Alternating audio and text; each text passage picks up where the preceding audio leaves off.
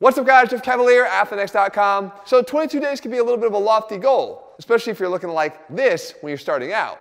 In that case, you might want to add a 0 to the end of 22. But don't be discouraged, because what I'm going to show you here today is actually a follow-up to one of our most successful ab videos of all time, and it's based on extinction-style ab training, which is something everyone can do. Literally everyone at any level can follow what I'm going to show you here today.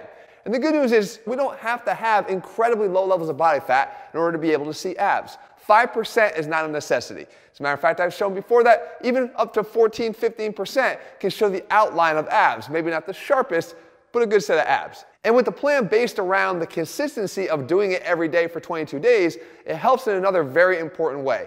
It helps to start to get that nutrition on track, because that's a blocker for a lot of people. And we tend to have a big problem trying to get ourselves to care enough about nutrition to support the levels of body fat that we're going to need to see six-pack abs.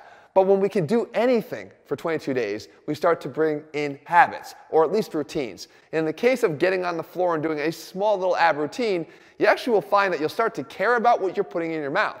You'll start to support your efforts with better nutrition choices, and those lower body fat levels will actually let you start to see the results of your hard work. So how does this extinction ab style training work? Let me start by showing you here with the first exercise.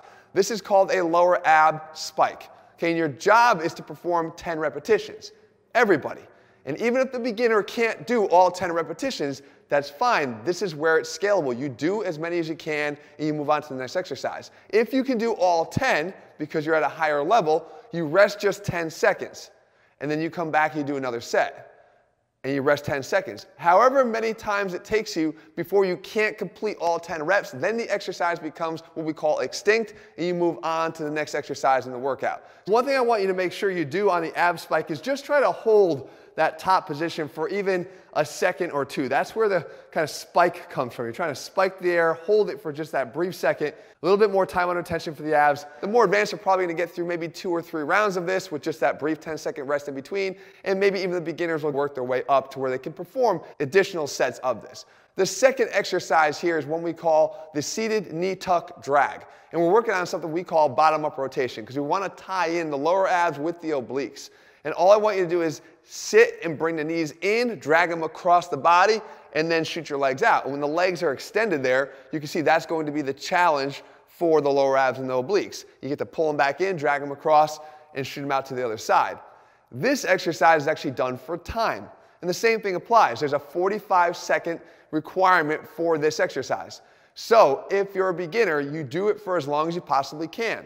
You work your way up close to 45 seconds if you can't make it all the way, or you get all the way to 45 seconds, you rest 10 seconds, and you go right back into the exercise again. Now this is going to be one of the humblers here, because we know that even if you're more advanced, you're not going to be cranking out 4 or 5 sets of these. The great thing about extinction style ab training is that it will limit the number of reps you can do, but at the same time it's going to do it at a level that's appropriate to you. Exercise number 3 here comes up, and this is called a power up. It's a mid-range ab exercise. And what we do here is we bring the top down and the bottom up, meeting in the middle. And this is an explosive exercise. I want you to bring yourself up and reach up, but not just up and forward, but almost up and backwards up over your head.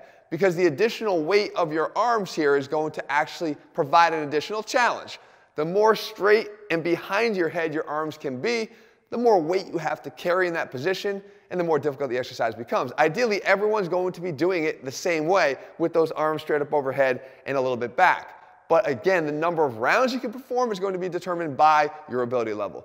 So 10 repetitions. If you can get all 10, rest those 10 seconds, get right back into it, do another 10. If you can get all 10 again, rest those 10 seconds and keep going until you can't get the minimum 10 reps. Then we move on to the next exercise, which is the seated high twist. And this is a good oblique exercise.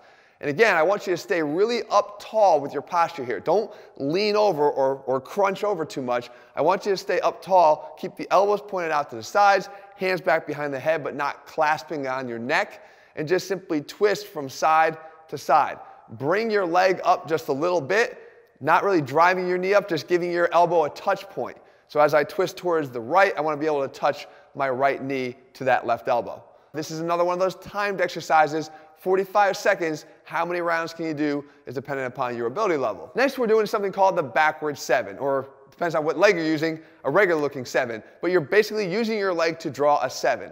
You're going to drive your knee towards the opposite elbow, drag it across your body to the other elbow, bring it back to the original elbow, then get that tuck, that lift of the pelvis to really engage the lower abs, and then bring the knee back down and your foot back down to the starting position. And then you bring the other leg up and you do it in the opposite way. Again, one way it's going to be a backwards looking 7 and the other way it's going to be a regular looking 7. The idea here is that 7 is going to be your lucky number, sort of, on this exercise. You want to do 5 of them to each side for a total of 10. That is going to make up 1 round. The number of rounds you do, as always, is determined by when you hit that extinction number. And again, at this point in the workout, there's a cumulative fatigue that's setting in here that's going to make this more and more difficult.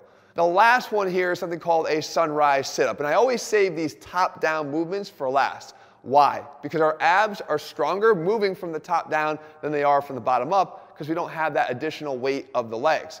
So what we're going to do is we're going to start with one arm out to the side and the other arm folded across our shoulder, and we're going to basically sit up and reach out towards the center a little bit explosively at the top. Allow ourselves to fold in the opposite direction, opposite arm reached out straight, the other arm folded across our upper chest, come back up, reach out in front and come back. We're basically creating this big arcing motion, this sunrise motion, and we're performing this once again now for time, 45 seconds. Again, you'll likely have a little bit more left in you than you might have thought because these top-down exercises are less challenging, but appropriately so because you're also lacking energy right now. And again, this whole workout is one that anybody can do in literally just this much amount of floor. It's not a big requirement here, guys, but the consistency matters. You have to do this every single day for 22 days. Because again, that will establish a bit of a routine change for you. And as routines change, things start to happen. When I was a kid, I ate nothing but sweets and bad foods.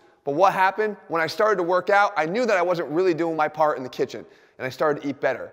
And now I eat completely different. If you're looking for how I eat to support getting that six-pack, guys, year-round, you can find it in my Day of Eating video. If you like this video, make sure you leave your comments and thumbs up. Let me know how you do. I'm really curious. I know you guys have been asking for it. Also, if you haven't done so, click subscribe and turn on notifications so you never miss a video when we put one out. All right, guys, see you soon.